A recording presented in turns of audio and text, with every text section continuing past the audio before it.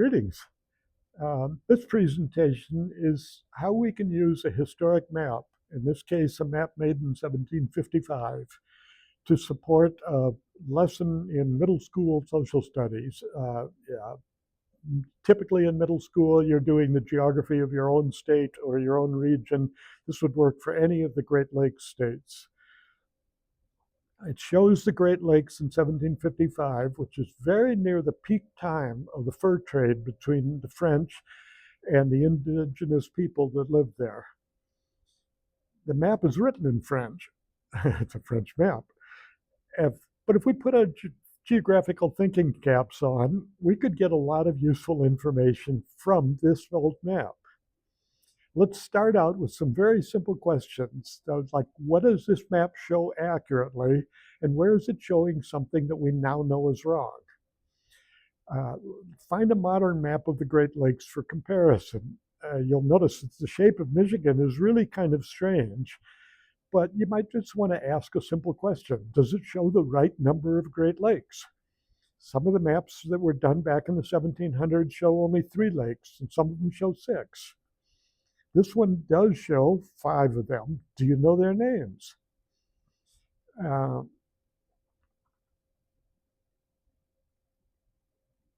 What's the French word for lake?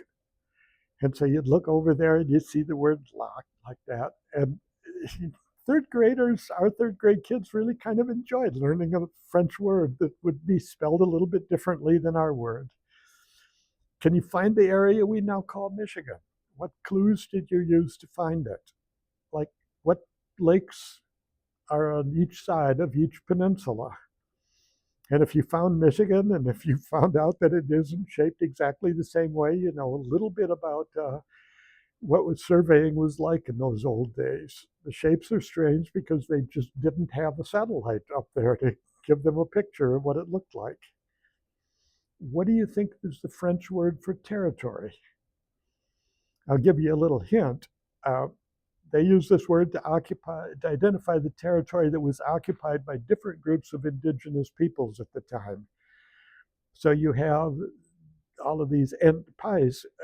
This word is actually part of the same word that we use now about patriotism and patriot. There's 2 more of them, and they're located out over here. And like I say, if you're going to do this in class, you might want to show just the 2 and have the kids find all the rest of them. What 2 Great Lakes have names that were named after the indigenous people that used to live near them? And if you found the Pays des Hurons and the Pays des Eries, those are the lakes. Where did the Ottawa people live in the past? I mean, they lived in Michigan in the 1700s, and some of them still live there today. You might have to look for a name that sounds something like Ottawa, even though it might be spelled way differently.